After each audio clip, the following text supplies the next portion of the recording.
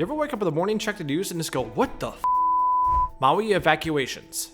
Due to unprecedented wildfires, evacuations are currently underway across the Hawaiian island of Maui. According to reports, emergency services are down on the island's western side and people have resorted to jumping into the ocean to escape danger. Now, if that wasn't bad enough, strong winds produced by Hurricane Dora are causing the fires to spread eastward. The National Guard has been activated and is supporting first responders in the impacted areas, so let me know what you all think.